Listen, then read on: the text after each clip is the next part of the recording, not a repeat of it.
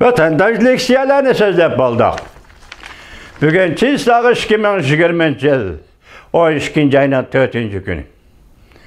Vaziyet doğrusu toxtalaylı vatandaşım. Muhakemeli paraylı vatandaşım. Yakında sabık prezident Trump şundaq dedi ki, Cungu yakın kelgüsüde Tayvan'a hücum kılıdı dedi. Nayeti tez bolğanda kelercili 2. ayının 4. günüdeki kışlık olimpik mürasimini ötküzüp olup, bu 10 günmüş, 20 günmü enek emez. Kışlık olimpik tenterbiye mürasimini ötküzüp olup, Tayvan hücum kılıdı dedi demek. Bu köz bilen, kaş bilen kirpik aralığındaki vakit degenge. Biz sizlerge tülüge sözlüge leksiyimizde nemi dedik, müşündak vaziyet dedik. Ben başta ahır nemi dedim, ahire. Bugün bu prezident Joe Biden'ın ağzığı çıkıp kaldı o dedim. Şundaklı prezident Joe Biden Ukrayna meselesi ve çığırağı toplanğan Rusya askerleri meselesi boyunca Rusya'ya şundak bir işaret verdi ki Kızıl sızıqdan ötkülü bulmaydı dedi vatandaş. Onun kendi Amerika Qo'shma Shtatlar Davlat katibi Antony Blinken dedi ki Tayvan vaziyeti intayi ciddi. Etrafını qamal qilish ve her bir tehdit papuzi bilan yetib kelayotgan Jungo siz bu rayni nima ish qilmoqchi? Agar Tayvanga hujum qilishga qaror qilsangiz, buning oqibati fojialik bo'ladi. Demek biz sizlerge 2-3 günden beri sözleyotgan leksiyimizin mazmun yani özgürlük hasıl kılıp bu Amerika Qo'shma Shtatlar davlat başlıklarının ağzığı çıktı vatandaşım. Yani bunun kelgende nime deyimiz? Hazır hiç nime diyemeyimiz. Biz paket qarayallık qarab sözleyimiz de şundak mı? Subjektif aldı fikir kılmayımız. Vaziyet terakki kılıp alışıya çıktı vatandaş. Onun dikken ötkende sözleyemeye kaldık. Yani bir leksiya isanızda bolsun. 11. ayının 30. günü geçe 21. günüden Ulu Okyan, Tinç Okyan rayında Tayvan Şarkı Deniz, Canubi Deniz etrafında Yaponiya, Germaniya qatnaşqan 5 devlet, Kanada, Amerika, Hindistan, Avustraliya degendek 5 devlet nayt zor külemlik harbiy manevr ötkez. Vatandaşım nayt zor külemlik harbiy manevr ötkez. Bu manevr davamlıq bolup durdu. Endi bu qadimki manevrdeki bir alahidelik, bu manevrini Yaponiya teşkilledi, bu manevrini Yaponiya uyuşturdu. Yaponiya riyasetçilik kıldı deseniz, bu elbette başkaça durdu vatandaş. Şuna nime değildi bu haberde deseniz, Yaponiya manver teşkil edip manver uyuşturdu. Cungu'nun bu rayındaki tehdidi tüpeyle bakatın bu manverinin siyasi yaptı. Yani siyasi ehmiyeti başka bir ehmiyetke toldu dedik. Şunun kendi toldu dedi. Şunun kendine biz ne mi dedik? Japonya'nın sabık vaziri Shinzo Abe Xi Jinping'in ismini atab durup dikkat Xi Jinping efendi. Burayında tevekkelçilik kılman. Burayında eğer Tayvan'a hücum kıldığın bolsanız, Tayvan etrafında yüz bergen iş, bu Yaponiya denizi etrafında yüz bergen iştir dep muamele kılımız. Şundakla Amerika, Yaponiya bizden menfaatimiz ve bexaterligimizge münasebetlik Tayvan ve uçuk denizde yüz bergen iştir dep muamele kılımız. Ben sizge dedim şu günü Yaponiyanın vaziri tuncu kıtım desek mi? Yani sabık vaziri değil, tuncu kıtım desek mi? Bir devlet başlığının ismini atab durup, manver ve Tayvan meselesini eğizlik eyleş, yani hücum kılış kılmaslık doğrusu tenbih, agahlandırış biriş, bu az uçraydığın iş değil mi hürmetlik vatandaşı ya? Köptürüp ettin mi ya kandak oldu? Üzümüz tahlil kılıp yakın bazı uçraydığın iş.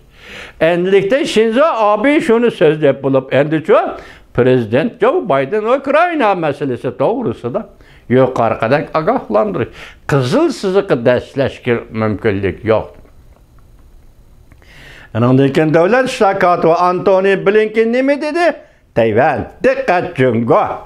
Tevekkelçilik kılman, hücum kılman dep karar kılman. Bu yerde yani xatarlik bir iş çıkıdı dedi. Endi muşu arlıqda yanını mı görüyatımız vatandaşım? Biz 6.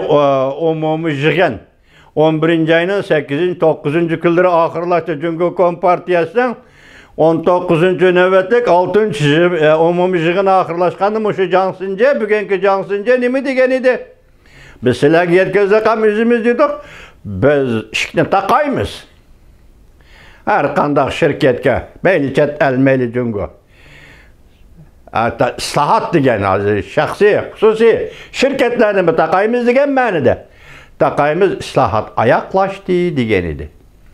Bu 11 ayning 8, 9 kunlari.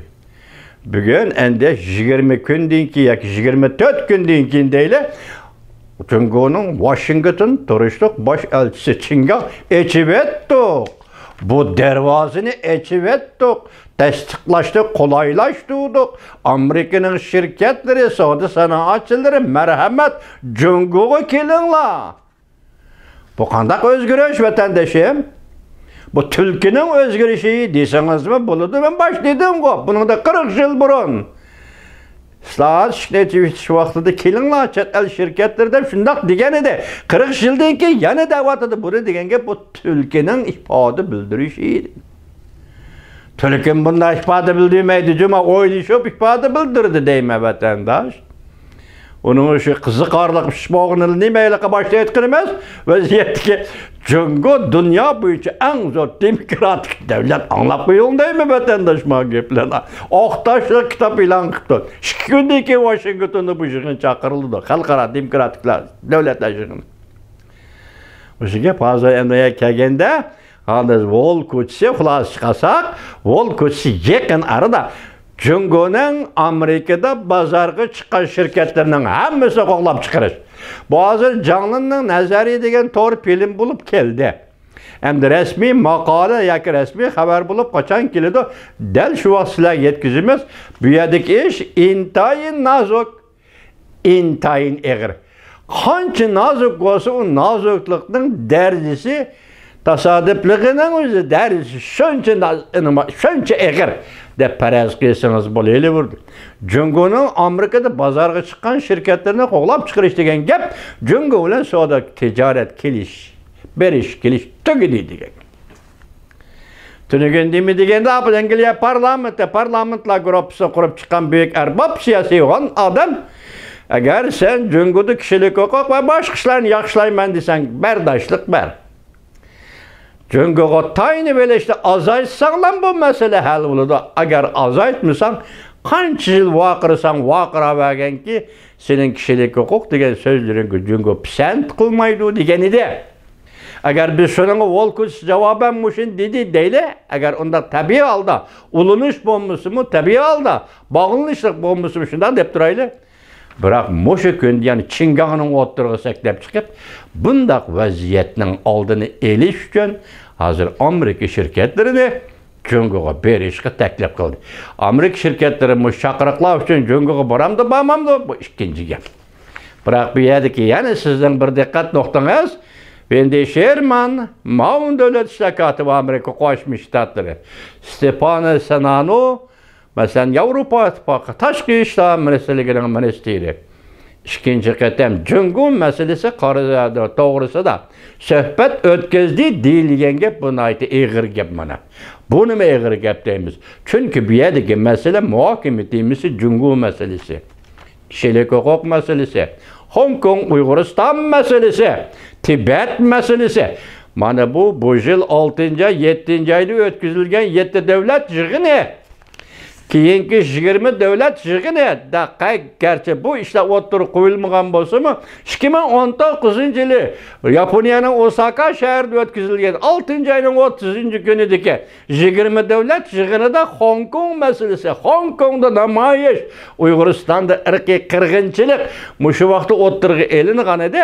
Bugun endi 20 davlat yig'ini, 7 davlat yig'ini, endi eng oxirida tunugun Washingtonda o'tkazilgan Yevropa ittifoqi Amerika Qo'shma Shtatlarining Jungo masalasi to'g'risidagi suhbati. Endi nima deymiz? Prezident Joe Biden Ukraina vaziyatiga bildirgan ifoda. Şundaqla Devlet İşleri katibi Antony Blinken Tayvan meziyetiga bildirgan ifade hammasini qo'shib keling. Bular hozir kulminatsiya nuqtasini aytganda yuqori pallaga ko'tarildi deysiz.